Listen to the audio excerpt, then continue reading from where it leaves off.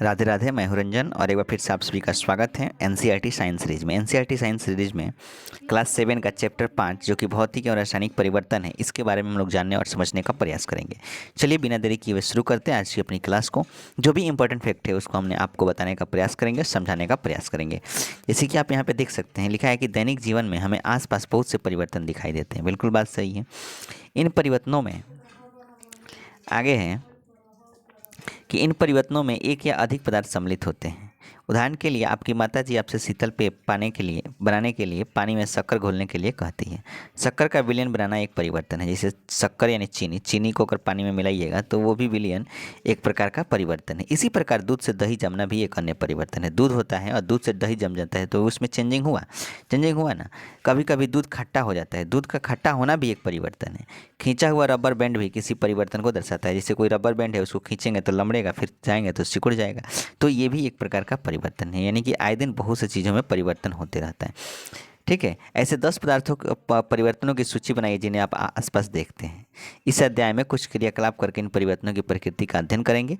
व्यापक रूप से परिवर्तन दो प्रकार के होते हैं। बात सही है, बिल्कुल। परिवर्तन जो होता है दो प्रकार के होते हैं। पहला जो होता है वो होता है भौतिक परिवर्तन और दूसरा जो होता है वो होता है रासायनिक परिवर्तन। पहला जो है भौतिक परिवर्तन और दूसरा रासायनिक परिवर्तन। आखिर ये भौतिक परिवर्तन और रासायनिक परिवर्तन है क्या? तो भौतिक परिवर्तन और रासायनिक परिवर्तन जो है क्या है, इस चीज़ को हम लोग यहाँ पे देखेंगे। जैसे देखिए लिखा है कि पदार्थ के आकार, अमाप, रंग और अवस्था जैसे गुण उसके भौतिक गुण कहलाते हैं। यानी कोई भी पदार्थ है उसका भौतिक गुण क्या है? तो किसी पदार्थ का भौतिक गुण होता है उसका आकार। किसी पदार्थ का भौतिक गुण उसका आकार होता है, उसकी साइज होती है, अमाप होता है, उसका रंग होता है और उसकी अवस्था होता है। ये सभी जो है ना किसी पदार्थ का क्या होता है? भौतिक गुण होता है। और कह रहा है कि वह परिवर्तन जिसमें किसी पदार्थ के भौतिक गुणों में परिवर्तन हो जाता है भौतिक परिवर्तन कहलाता है। यानी कि जब उसके गुण में परिवर्तन होगा, भौतिक गुण में परिवर्तन होगा, तो उसे हम लोग क्या कहते हैं? उसे हम लोग क्या कहते हैं? भौतिक परिवर्तन कहते हैं। यानी कि भौतिक परिवर्तन सामान्यतः उत्क्रमणीय होता है। ये भी इम्पोर्टेंट बात है कि जो भौतिक परिवर्तन होता है वो सामान्यतः कौन सा? उत्क्रमणीय परिवर्तन होता है। ऐसे परिवर्तन में कोई नया पदार्थ नहीं बनता है। यानी कि याद रखिएगा, भौतिक परिवर्तन ऐसा परिवर्तन होता है जिसमें किसी वस्तु के या किसी पदार्थ के भौतिक गुणों में परिवर्तन होता है। भौतिक परिवर्तन कहते हैं। भौतिक गुण में परिवर्तन होगा तो उसे भौतिक परिवर्तन कहेंगे। लेकिन कोई भी नया पदार्थ नहीं बनता। यानी कि भौतिक गुण में कोई नया पदार्थ नहीं बनता है। याद रखिएगा, भौतिक परिवर्तन में क्या होता है? भौतिक परिवर्तन में क्या होता है? तो भौतिक परिवर्तन में कोई नया पदार्थ नहीं बनता है। याद रखिए, कोई नया पदार्थ जो है नहीं बनता है। भौतिक परिवर्तन में कोई नया पदार्थ नहीं बनता है, इस बात को ध्यान दीजिएगा। अब देखिए यहाँ पे क्या है? रासायनिक परिवर्तन। रासायनिक परिवर्तन क्या है? तो रासायनिक परिवर्तन लोहे में जंग लगना एक ऐसा परिवर्तन है जिससे आप भली भांति परिचित हैं। यदि आप लोहे के एक टुकड़े को कुछ दिनों के लिए खुले में छोड़ दें तो इस पर भूरे रंग के पदार्थ की परत जम जाती है और यह पदार्थ जंग कहलाता है। बात समझ में आ गया? यानी कि लोहे को अगर हम ऐसे छोड़ दें, कुछ दिनों के लिए खुला में छोड़ दें, तो इस पर भूरे रंग के पदार्थ की परत जम जाती है और ये जो भूरे रंग का पदार्थ का परत जो होता है वो क्या कहलाता है? जंग कहलाता है। क्या कहलाता है? जंग। और यह प्रक्रम जंग लगना कहलाता है और ये प्रक्रिया जो है वो कहलाता है जंग लगना कहलाता है।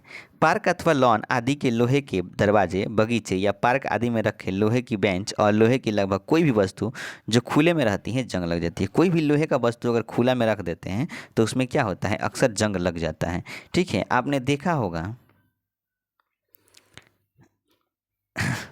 कि घर में रखी कुल्हाड़ी, हथौड़ा आदि को वायु में कुछ दिनों तक खुला रख देने पर उसमें जंग लग जाती है। यानी कि कुल्हाड़ी, हथौड़ा आदि कोई भी चीज़ है, अगर उसको वायु में ऐसे ही खुले छोड़ देते हैं तो उसमें भी क्या होता है? जंग लग जाता है। रसोई में लोहे का गीला तवा कुछ समय तक खुला छोड़ देने पर भी उसमें भी जंग लग जाता है। जो गीला तवा होता है उसको भी अगर छोड़ देंगे तो जंग लगना स्वाभाविक है। यानी कि जंग लोहा नहीं है, जंग उस पदार्थ से भिन्न होती है जिस पर वह लगती है। यानी कि जो जंग लगता है ना वो लोहा नहीं होता है, जंग जो है उस लोहा से अलग होता है। ठीक है, अब लिखा है कि आइए कुछ परिवर्तनों पर विचार करें। अब कुछ परिवर्तन यहाँ पे दिया है, ठीक है, उस पर विचार करने का बात कर रहे हैं। यहाँ पे देखिए सावधानी, लिखा है कि मैग्नीशियम के जलते हुए फीते अथवा तार की ओर लंबी अवधि तक देखना हानिकारक होता है। जब भी मैग्नीशियम के फीते जल रहे होते हैं तो उस पर ज़्यादा समय तक नहीं देखना चाहिए। शिक्षकों को बच्चों को बताना चाहिए कि जलते हुए मैग्नीशियम की ओर अधिक समय तक टकटकी लगाकर न देखें, टकटकी लगाकर नहीं देखें। आगे यहाँ पे लिखा है कि मैग्नीशियम की पतली पट्टी फीता अथवा तार का टुकड़ा लीजिए, इसके सिरे को रेगमाल से साफ कीजिए, साफ कर लीजिए। सिरे को मोमबत्ती की लौ के पास ले जाइए, जैसे कि इस फिगर में आपको दिखाई दे रहा है, देख रहे हैं यहाँ पे ये मोमबत्ती है, ठीक है, यहाँ पे दिखाया गया है। और यह श्वेत सफ़ेद प्रकाश देती हुई जलने लगेगी। तो याद रखिएगा, जब भी मैग्नीशियम रिबन को अगर हम जलाते हैं तो कैसे प्रकाश देता है, तो श्वेत प्रकाश देता है। इस बात को याद रखिएगा, पूछ सकता है कि मैग्नीशियम रिबन को जलाते वक्त किस रंग का प्रकाश जो है प्राप्त होता है, श्वेत प्रकाश। पूरी तरह जलने के बाद कुछ श्वेत भस्म पाउडर शेष रह जाती हैं, यानी कि पूरी तरह से जब जल जाता है तो जो कुछ श्वेत भस्म होते हैं वो पाउडर वो ही बच जाता है। क्या भस्म मैग्नीशियम के फीते जैसी लगती हैं? इस परिवर्तन को निम्नलिखित समीकरण द्वारा दिखा सकते हैं। आप कह रहे हैं कि जो जल के एकदम राख हो जाता है, भस्म हो जाता है, तो वो मैग्नीशियम के फीते जैसे लगते हैं। इस परिवर्तन को निम्नलिखित समीकरण द्वारा व्यक्त कीजिए। जैसे लिखा है कि मैग्नीशियम ऑक्सीजन से अभिक्रिया करता है तो मैग्नीशियम ऑक्साइड MgO यानी कि मैग्नीशियम ऑक्साइड का निर्माण करता है, ठीक है। अब देखिए आगे लिखा है कि भस्म को एकत्रित करके इसके जल की कुछ मात्रा मिलाइए। मिश्रण जलीय विलयन को अच्छी तरह हिलाइए। मिश्रण का लाल और नीले टेस्ट पर परीक्षण कीजिए। क्या मिश्रण जो है लाल लिटमस को नीला कर देता है, या फिर क्या मिश्रण नीले लिटमस को लाल कर देता है? इस परीक्षण के आधार पर आप जलीय विलयन को किस रूप में वर्गीकृत करेंगे, अम्लीय अथवा क्षारकीय? करें कि उसी जो मिश्रण भस्म जला हुआ है उसको जलीय विलयन में मिलाइए। मिलाने के बाद आप देखेंगे कि मिश्रण जो है लाल से नीला होता है या फिर नीले से लाल होता है। इस आधार पर क्या इस जलीय विलयन के आधार पर आप बता सकते हैं कि वो जो विलयन बना है वह अम्लीय है अथवा क्षारीय है? नहीं बता सकते हैं। तो आगे लिखा है कि भस्म को जल में घोलने पर एक नया पदार्थ बनती है और यह परिवर्तन निम्नलिखित समीकरण के द्वारा लिखा जाता है। यानी कि जो भस्म था मैग्नीशियम रिबन को जलाएं, जो ऑक्सीजन से मिला, उसको जलाने पर जो नया पदार्थ बनता है उस पदार्थ को निम्नलिखित तरीके से हम लोग जल में घोलने पर नया पदार्थ बनाता है। यानी कि उस भस्म को, जो मैग्नीशियम रिबन को जलाने पर जो भस्म प्राप्त हुआ हमें श्वेत रंग का, उसको अगर जल में घोलते हैं तो हमें एक नया पदार्थ मिलता है, और नया पदार्थ क्या है तो उसको समीकरण से समझेंगे कि जब भी मैग्नीशियम ऑक्साइड को जल से, यानी कि उसका देखिए जल विलयन होगा, इसमें मिलाएंगे, तो जब भी विलयन में मिलाएंगे तो मैग्नीशियम हाइड्रा ऑक्साइड यानी कि MgOH का होल 2 बनता है। मैग्नीशियम ऑक्साइड को, भस्म को जब ऑक्सीजन के साथ मिलाते हैं, ठीक है, सॉरी जल के साथ मिलाएंगे तो मैग्नीशियम हाइड्रोक्साइड बनेगा, ठीक है। जैसे कि आपने अध्याय 4 में पढ़ा था कि मैग्नीशियम हाइड्रोक्साइड एक क्षारक है, पढ़ा था ना, मैग्नीशियम हाइड्रोक्साइड क्या है, एक क्षारक है। अतः मैग्नीशियम ऑक्साइड एक नया पदार्थ है जो मैग्नीशियम के जलने पर बनता है। अब बताएं कि मैं ऊपर पढ़ें कि मैग्नीशियम के जलने से मैग्नीशियम ऑक्साइड बनता है, ठीक है। और मैग्नीशियम हाइड्रोक्साइड जो है एक अन्य नया पदार्थ है जो मैग्नीशियम ऑक्साइड को जल में घोलने पर बनता है।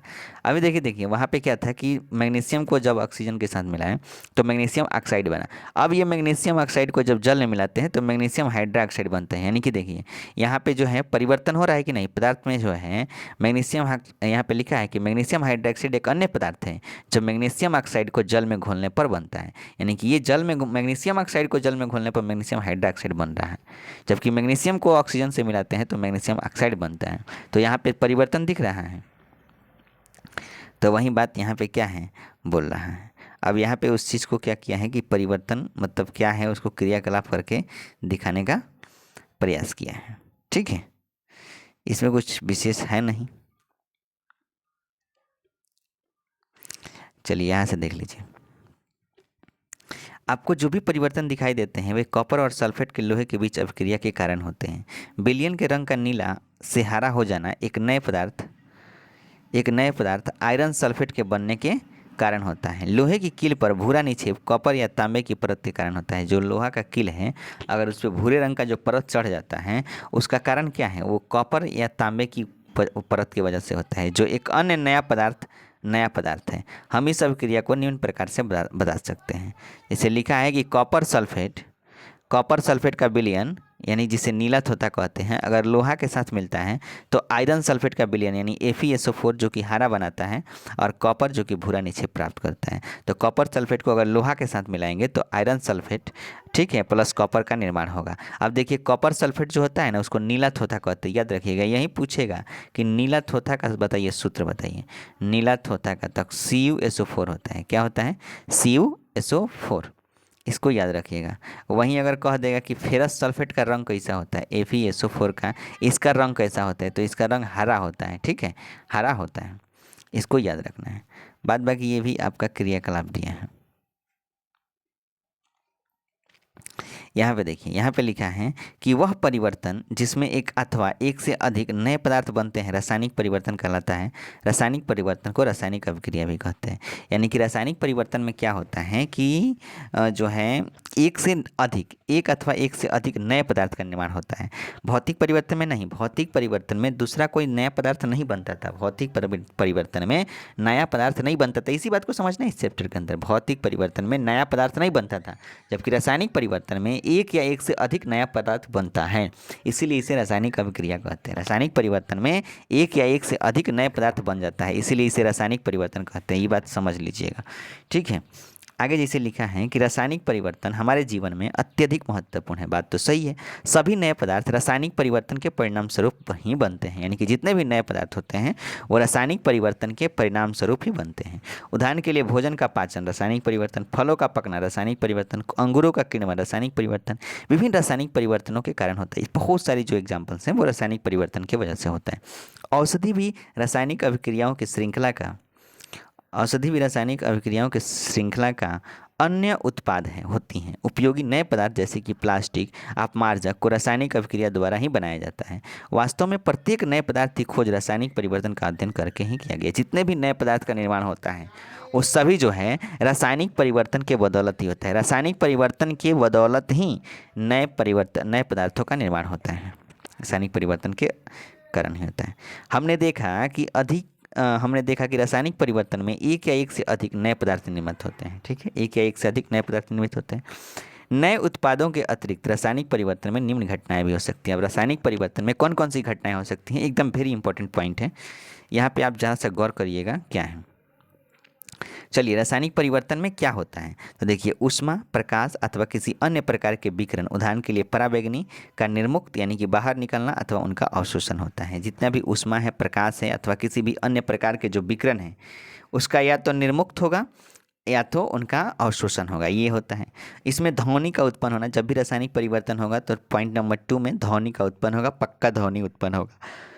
पॉइंट नंबर 3 में है गंध में परिवर्तन होना। रासायनिक परिवर्तन में क्या होता है, जो पहले से ओरिजिनल पदार्थ है उसका जो चेंजिंग करके दूसरा नया पदार्थ बनाते हैं तो उसके जो गंध है, उसका जो स्मेल है उसमें परिवर्तन होगा, अथवा किसी नए गंध का बनना या फिर नया गंध उसमें परिवर्तन होगा। तो सिंपली सी बात है, कोई नया गंध आ जाएगा। ठीक है, तीसरा है कि रंग में परिवर्तन। रासायनिक परिवर्तन में क्या होता है कि वस्तु या पदार्थ के रंग में भी परिवर्तन होता है। ये भी बात ध्यान रखना है कि गंध में परिवर्तन, रंग में परिवर्तन, ध्वनि उत्पन्न होगा, ये सभी रासायनिक परिवर्तन के फलस्वरूप होता है। रासायनिक परिवर्तन के फलस्वरूप होता है। किसी गैस का बनना या फिर किसी गैस बन जाएगा तो वो भी आपका रासायनिक परिवर्तन के अंतर्गत आता है। आइए हम कुछ अन्य उदाहरणों पर विचार करते हैं।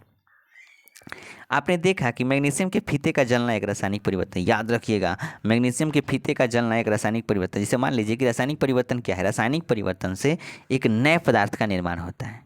बात समझ में आ गया। जैसे मान लीजिए कि अगर कोई मैग्नीशियम का ये फीता हो गया और इसको हम जला दे तो ये राख हो जाएगा। फिर अभी राख से मैग्नीशियम का फीता बन पाएगा? नहीं बन पाएगा। यानी कि इससे जो है एक दूसरा नया पदार्थ बना जो कि बिल्कुल भस्म हो गया, राख हो गया, अब इससे बन ही नहीं सकता है। तो जब नहीं बनेगा, एक या एक से अधिक नए पदार्थ बनता है, इससे ये नया पदार्थ बन गया, खत्म। पहले ये फीता हुआ करता था लेकिन अभी भस्म हो गया, ठीक है, नया पदार्थ बन गया। तो इसी को ही रासायनिक परिवर्तन कहते हैं।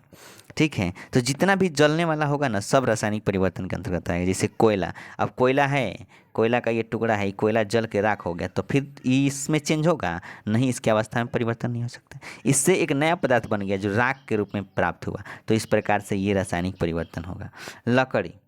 लकड़ी का जलना, पत्तियों का जलना भी रासायनिक परिवर्तन है। तो कभी भी अगर किसी में लिखा रहेगा कि बताइए कोयला का जलना किस प्रकार का परिवर्तन, तो कुछ भी अगर होगा जलना, तो हमेशा याद रखिएगा रासायनिक परिवर्तन। कुछ भी जलेगा तो रासायनिक परिवर्तन, क्योंकि जल कर वो राख हो जाएगा, उससे कोई फिर उसी पदार्थ को हम नहीं बना सकते।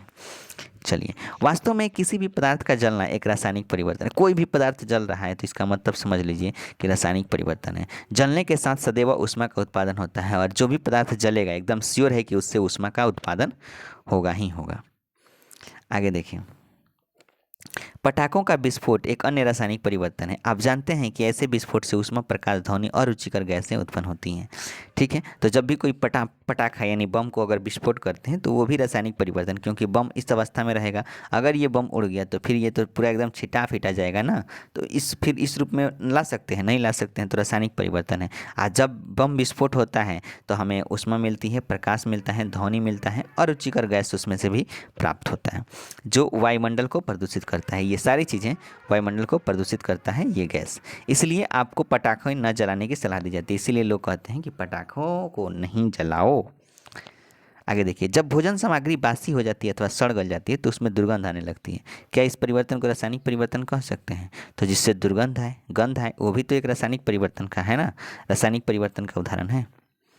अब यहाँ पे देखिए सुरक्षात्मक आवरण से करके दिया है, तो ये बेहद है, पूछ सकता है सवाल। लिखा है कि अपने वायुमंडल में ओजोन की परत के बारे में अवश्य सुना होगा। तो ओजोन परत के बारे में तो सुना ही है। यह हमें सूर्य के प्रकाश में उपस्थित हानिकारक पराबैंगनी किरणों से बचाती हैं। बिल्कुल बात सही है। ओजोन पराबैंगनी विकिरण को अवशोषित कर लेता है, ठीक है, और ऑक्सीजन में परिणत हो जाता है। यानी कि ओजोन जो है, पराबैंगनी किरणें जो ऊपर से आती हैं, ओजोन जो लेयर है यहाँ पे ओजोन का, ये उसको क्या करती है, अवशोषित कर लेती है और हमारे यहाँ पृथ्वी तक आने से बचाती है। ऑक्सीजन जो है ओजोन से भिन्न होता है। क्या हम ओजोन के अपघटन को रासायनिक परिवर्तन कह सकते हैं? क्या जो ओजोन का अपघटन हो रहा है इसे रासायनिक परिवर्तन कह सकते हैं? यदि ओजोन द्वारा पराबैंगनी किरणें अवशोषित नहीं होती तो वह पृथ्वी की सतह पर पहुंचकर हमें और अन्य जीवों की हानि पहुंचाती। ये ओजोन परत जो है पराबैंगनी आने वाली पराबैंगनी किरणों को यहीं अवशोषित कर लेता है। अगर अवशोषित नहीं करता, इस डायरेक्ट हमारी पृथ्वी तक आता, तो समझिए कि यहाँ पे जो जीव जंतु हैं, जो मनुष्य हैं, उनको ये हानि पहुँचाती। वहीं कह रहा है ओजोन इस विकिरण से हमें सुरक्षा प्रदान करने में प्राकृतिक आवरण की तरह कार्य करते हैं। एकदम नेचुरल एनवायरनमेंट है और प्राकृतिक आवरण की वजह से ये हमारी सुरक्षा प्रदान करता है। आगे है कि संभवतः आपने देखा होगा कि यदि सेव को काटने के बाद तत्काल न खा लिया जाए तो उसके कटे हुए टुकड़े भूरे रंग के हो जाते हैं। यदि आपने रंग में यह परिवर्तन नहीं देखा है तो किसी सेव का एक टुकड़ा काटिए, उसे कुछ देर तक ऐसे ही छोड़ दीजिए। बात तो सही है, एकदम बात सही है। सेव को अगर काटते हैं, सेव को, तो देखेंगे कि दूसरा भाग अगर कुछ देर तक छोड़ते हैं तो भूरे रंग का हो जाता है। तो किसी सेव का एक टुकड़ा काटिए, उसे कुछ देर तक ऐसे ही छोड़ दीजिए। इसी प्रकार का क्रियाकलाप आलू अथवा बैगन के टुकड़े के साथ भी करिए। ऐसी प्रत्येक स्थिति में रंग का परिवर्तन वास्तव में किसी नए पदार्थ अथवा पदार्थ के बनने के कारण होता है। क्या यह परिवर्तन रासायनिक परिवर्तन नहीं है? अभी हम पढ़ें कि रंग में परिवर्तन होगा, गंध में परिवर्तन होगा, ठीक है, ये सभी परिवर्तन अगर होता है तो समझिए कि रासायनिक परिवर्तन है। तो सेव को काटने पर जो परिवर्तन होगा वो रंग जो है, रंग में उसके चेंजिंग हो जाएगा, तो ये भी एक रासायनिक प्रकार का रासायनिक परिवर्तन होगा। अब देखिए यहाँ पे लिखा है कि अध्याय 4 में अम्ल और क्षारक को परस्पर मिलाकर उदासीन किया गया था। क्या उदासीनीकरण अभिक्रिया रासायनिक परिवर्तन है? यहाँ पे बोला है। अब आगे है कि लोहे में जंग लगना, ये देखिए इंपॉर्टेंट है। हम जंग लगने की घटना पर पुनः विचार करते हैं। ये एक ऐसा परिवर्तन है जो लोहे की वस्तुओं को प्रभावित करता है और धीरे धीरे उन्हें नष्ट कर देता है। बात सही है। अगर लोहा है तो लोहा में अगर जंग लगेगा तो धीरे धीरे जंग जो है उस लोहे को प्रभावित करेगा और उसे क्या करेगा, नष्ट करेगा। चूँकि लोहे का जो उपयोग होता है पुल बनाने में, जहाज़ में, कार में, ट्रक में आदि का ढांचा बनाने में और कई अन्य वस्तुओं को बनाने के लिए किया जाता है। अतः जंग लगने के कारण होने वाली अधिक हानि बहुत अधिक होती है। आर्थिक हानि जो है बहुत अधिक होती है। यानी कि जो बड़ा बड़ा जहाज़ बनाएंगे, बड़ा बड़ा जो पुल बनेगा, उसमें लोहे का उपयोग होता है। अगर लोहे से वो जंग लग जाएगा तो वो तो नष्ट हो जाएगा। तो इससे हमारी आर्थिक हानि बहुत ज़्यादा होती है। पैसे की जो हानि होती है बहुत अधिक होती है।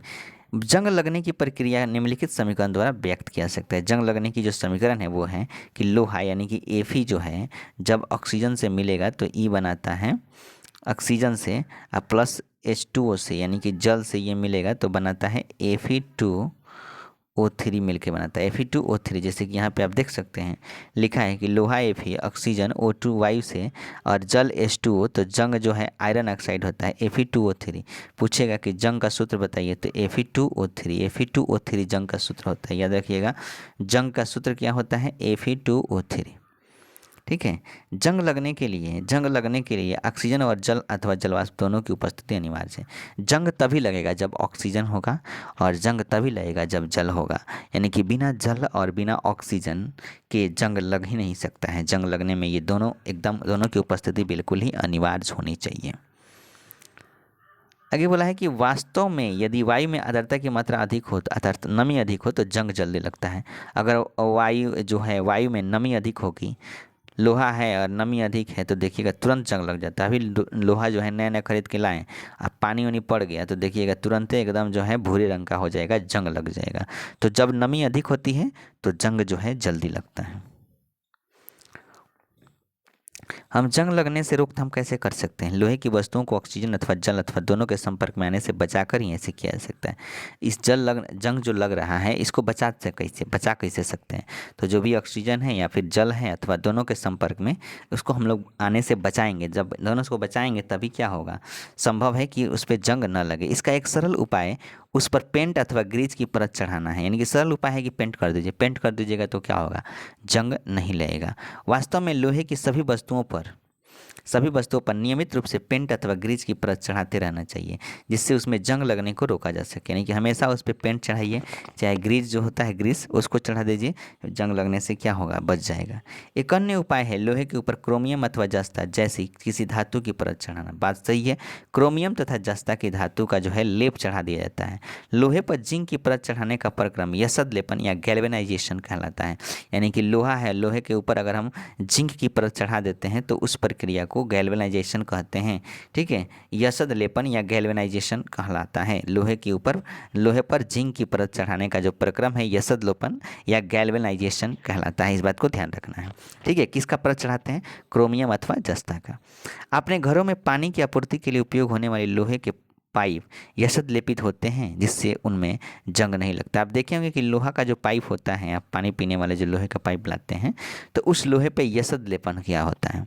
ठीक है, यानी कि वहीं जिंक की परत जो है चढ़ाया गया होता है, गैल्वेनाइजेशन किया गया होता है, जिससे उस पर जो है जंग नहीं लगता है। ठीक है,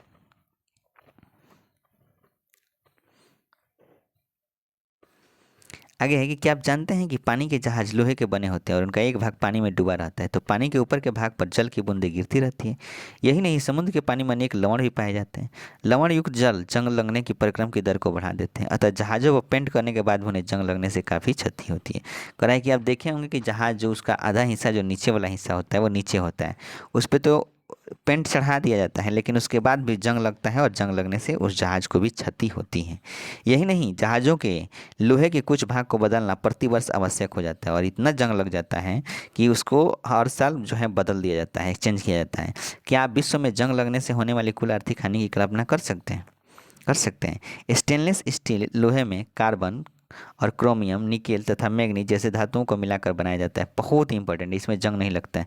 ये बीपीएससी टीआरई 2.0 में पूछा था, टीआरई 2.0 में पूछा था कि स्टेनलेस स्टील में क्या क्या होता है। तो आपको बताना है कि स्टेनलेस स्टील जो होता है उसमें कार्बन, क्रोमियम, निकेल तथा मैग्नीज जैसे धातुओं को मिलाकर बनाया जाता है। कार्बन, क्रोमियम, निकेल और मैग्नीज जैसे धातुओं को मिलाकर, ये चारों को मिलाकर स्टेनलेस स्टील बनता है और इसमें जंग जो है लगने की संभावना नहीं होती है। जंग लगता ही नहीं है, सिंपल बात है स्टेनलेस स्टील में।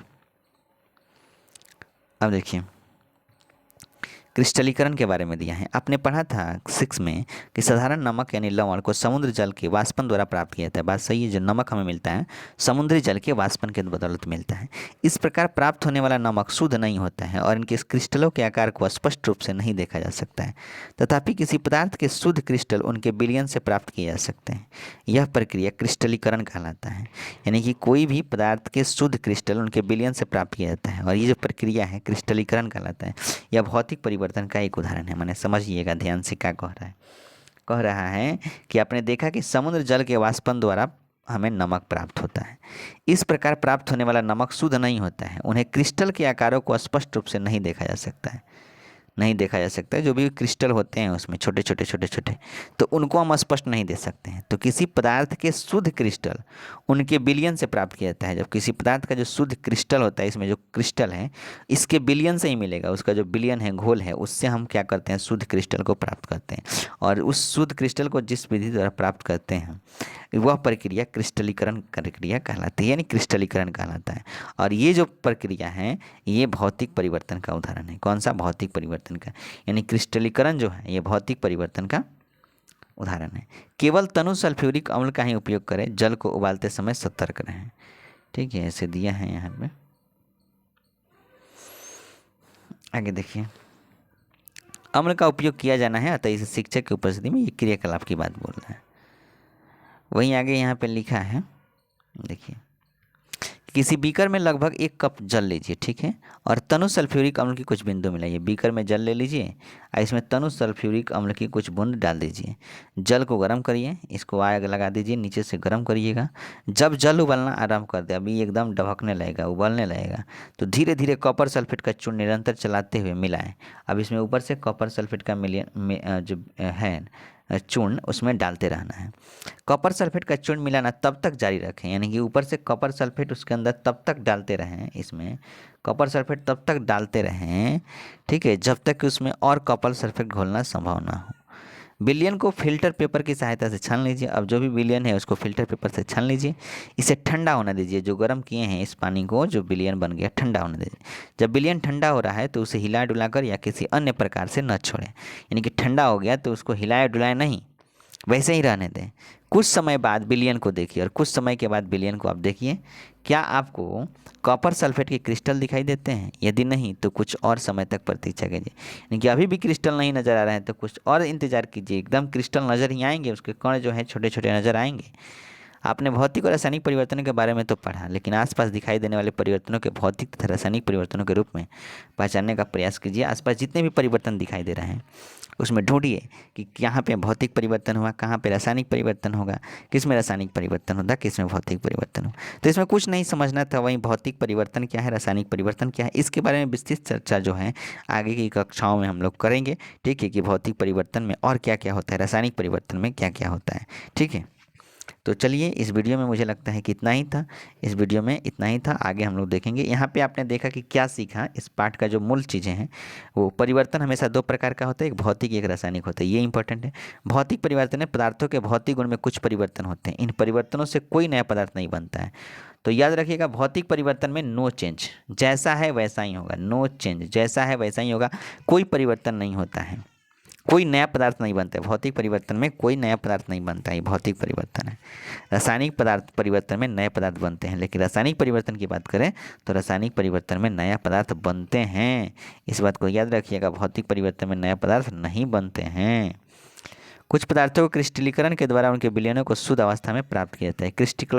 क्रिस्टलीकरण के माध्यम से जो है उसके विलयनों को शुद्ध किया जाता है, ये बात ध्यान रखना। तो ये कुछ इंपॉर्टेंट फैक्ट्स है, उसको समझ लीजिएगा। इसका जो भी क्वेश्चंस होगा अगले वीडियो में हम लोग जब क्वेश्चंस प्रैक्टिस करेंगे तो उसमें आपको जरूर देखने को मिलेगा। इस वीडियो में इतना ही, फिर मिलते हैं हम लोग नेक्स्ट वीडियो में। तब तक के लिए अपना ख्याल रखिए, पढ़ते रहिए, मुस्कुराते रहिए। जय हिंद, जय भारत, थैंक यू।